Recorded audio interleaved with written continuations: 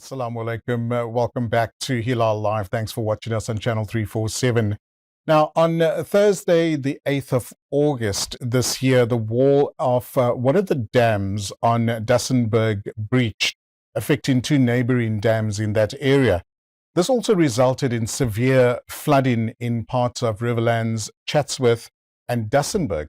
That's just outside Malmesbury in the Western Cape.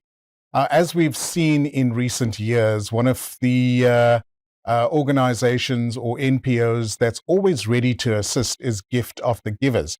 Now, on the line to tell us a bit more is Project Manager at Gift of the Givers, Brother Ali Sablay. Assalamu alaikum, Brother Ali. Welcome to Hilaal Live.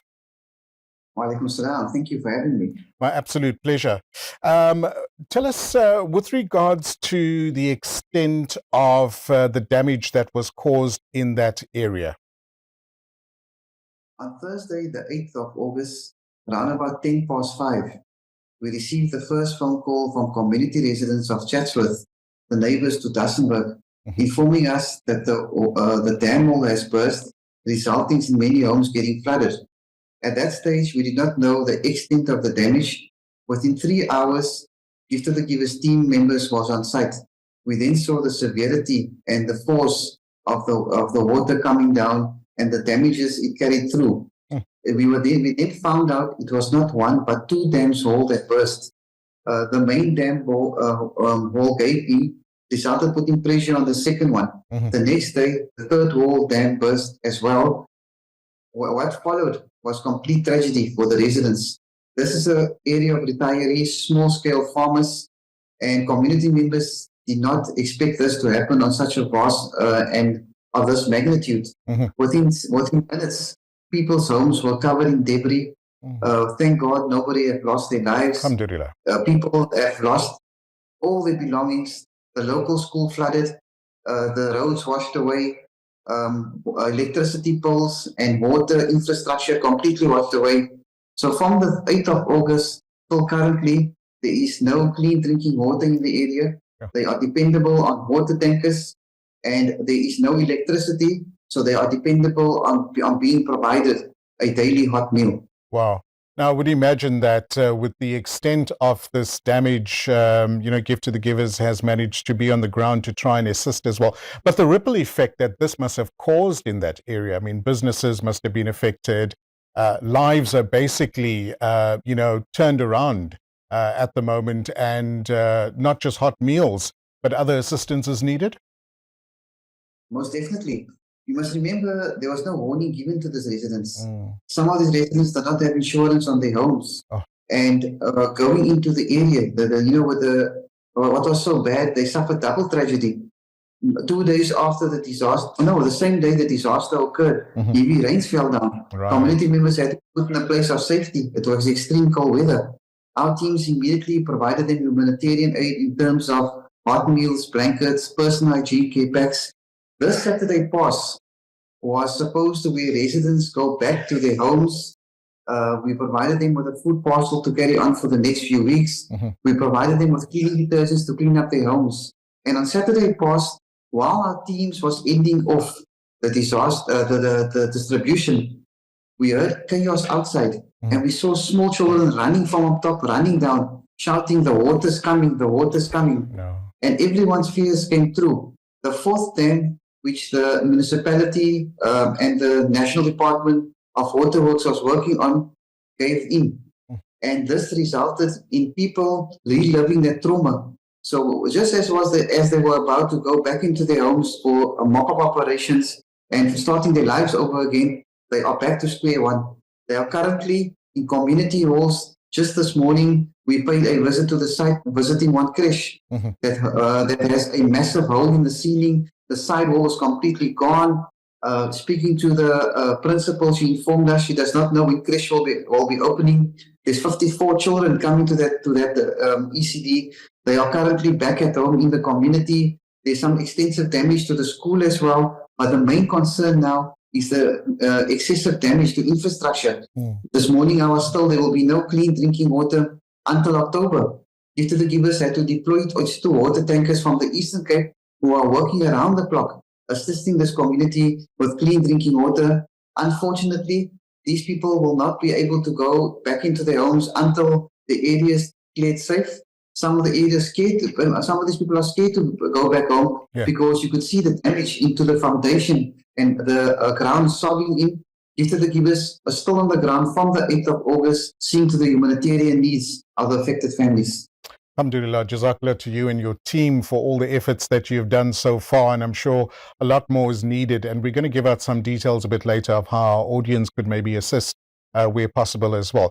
But Ali, you know, this has been one of the most devastating winters we've had in the Western Cape, in some parts of the other, of South Africa as well. What are some of the other projects that you've undertaken during the last month or two? As you correctly said, it was one of the worst flooding in the Western Cape's history. Our teams were on the ground from the 5th of July, 2 days before the inclement warning for the severe weather for the Western Cape. On the 5th of July, there was excessive storms that took out close to 800 informal structures, leaving 4,000 people displaced in the open. When the rains hit the 7th of July, and when our teams were on the ground, at the end of day one, our numbers were 15,000 people affected. And as the rain started coming down, calls from different informal settlements and areas on the Cape Flats started calling us, informing us of the severity of their homes being flooded, homes being washed away, their belongings completely destroyed. And we then saw this is going to be a huge, intervention. Close to 200,000 people affected. Not one informal settlement or in the area in the Cape Flats spared. Gift to the Givers, our suppliers in the Western Cape could not meet our demand.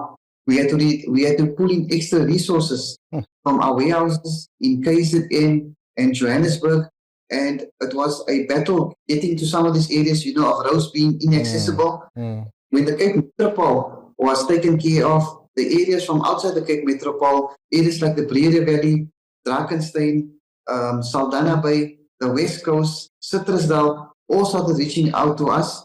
We then found out that there is many other areas, small towns, that is completely cut off without water and electricity because of the flood damage.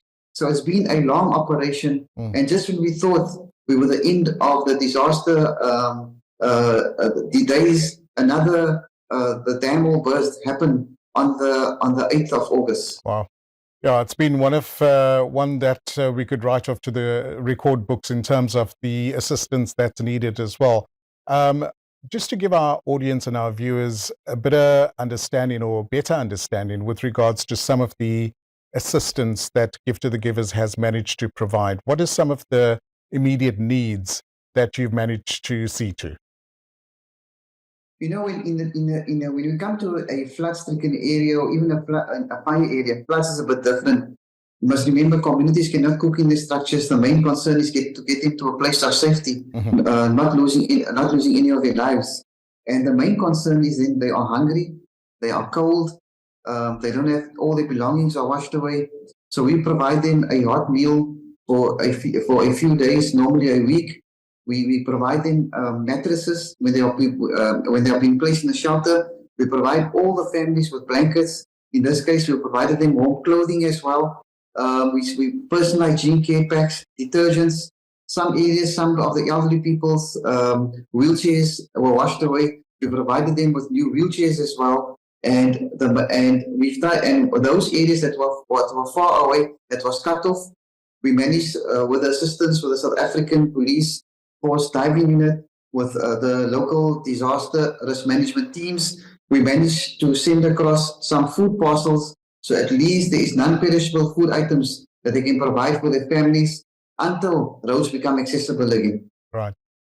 We know that the genocide in Gaza is still continuing. We know that there's a lot of humanitarian need that is still needed. Are your teams still on the ground in Gaza? Gift to the Givers has been in Gaza for the last 14 years. We have permanent staff, we have permanent officers there as well. We have the relevant infrastructure. Unfortunately, as the war continued, most of our buildings was bombed. Our child and youth care center, our orphanage, our water and sanitation, our sanitation plant, desalination plant, our warehouses were completely bombed. But our teams We have set up then a warehouse in Egypt where we are sending trucks to provide humanitarian aid to the people of Gaza. We are providing medical and medication to the hospitals. We are assisting those that are in tents. We are assisting the students that are in the Egyptian border. We are assisting people from Gaza that are currently in Egypt that are requiring humanitarian aid. We are providing them with that as well. So our operation continues in Gaza in full force. It's very, very challenging for our teams, but alhamdulillah, with great difficulty and with great challenges, they are managing to reach, not at the scale that we wanted to, but it's an unfortunate situation, with the restrictions they're currently facing. We are trying the utmost to reach those that are in dire need, but our operations continue fully. Alhamdulillah. Our audience that's watching is always one that would like to assist, get involved. What are the best methods for them to do so?